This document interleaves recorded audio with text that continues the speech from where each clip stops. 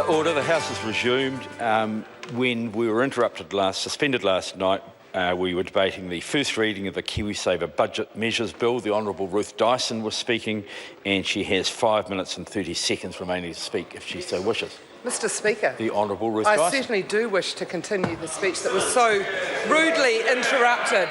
It just seems like a couple of hours ago when the Honourable Maurice Williamson was contributing so strongly to this debate. Mr. Speaker, it's a sad day that the National Party are rejoicing in taking $1,000 out of the pockets of hard-working New Zealanders, particularly those people who have found it so hard to save and put aside money, but know they should build up their KiwiSaver account so that they'll have better financial security in their older days.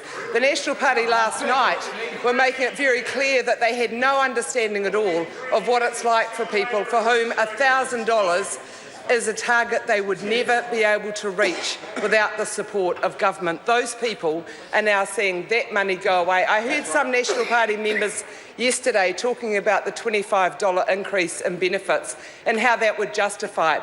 That is 40 weeks of benefit being lost by this bill, this KiwiSaver bill. And it's not a one-off. It's not just the one-off with Bill English's scrambling to try and get another surplus, which he has again failed to reach for the 7th year in a row, no budget surplus, despite two election promises, the 2011 election promise of a budget surplus this year, the 2014 election campaign promise of a budget surplus this year, two significant election campaign promises broken in this budget yet again. Mr. Speaker, this is a mean-spirited bill that takes away that $1,000 for KiwiSaver savers.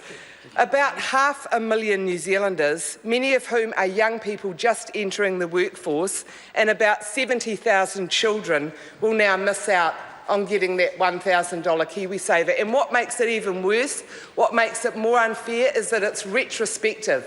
It starts from 2 o'clock on budget day, even though by the parliamentary calendar, today is budget day. Today is still Thursday. The rest of the world has actually moved on, and for them it's Saturday. It's going to be a long Saturday for the National Party, Mr. Speaker. When do the benefit increases kick in?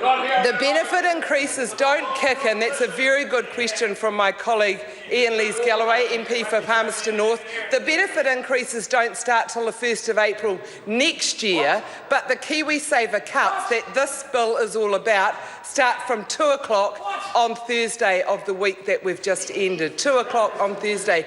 Retrospective legislation being rammed through this parliament under all stages under urgency. I wonder why that is.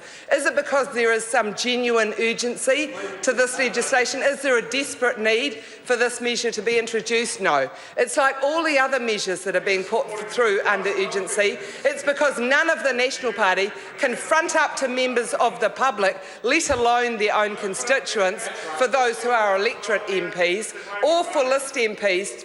They can't front up to the people that they deceived during the election campaign by not mentioning that they would take away the $1,000 KiwiSaver. Not once on the Ilam election campaign trail did Jerry Brownlee say, we are going to take away your $1,000 kickstart in your KiwiSaver account. But he did say next year's budget will be a surplus budget, just like he did in 2011. This has been a budget of broken promises, of mean-spirited legislation, including this one. It's been a scramble for Bill English to try and get to a budget surplus, and once again he's failed. If people had signed up to KiwiSaver at 1 o'clock on Thursday, they'd be getting the $1,000 kickstart, but if they signed up at 2:30 on Thursday, they miss out on it. David Seymour takes the cake last night. He said, that's what budgets are about. You take from some people and give to others. Well, Mr. Speaker, it depends who you take from and why. Taking money from low income, middle income, hard-working New Zealanders, the key trigger for them to have an incentive to be better savers than they were in the past is being taken away by the national government. And where's that money going to? It's really hard to say. There's no commitment to investment, no commitment to our regions, no commitment to employment, no commitment to a vision or a plan for the future. This is just a scramble of ideas in the budget, mean-spirited legislation and unfair.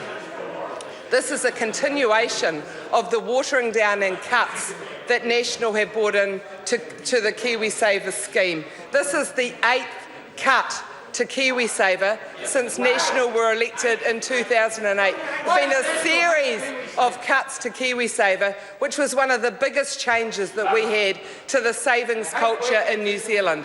The superannuation fund, no money going into that. KiwiSaver, biggest saving incentive that we've had in New Zealand since the bill rolling scheme that National cut as well actually in previous years. KiwiSaver and superannuation, our commitment to the future, and all National wants to do is cut it. Good speaker. Alistair Scott. Mr. Speaker.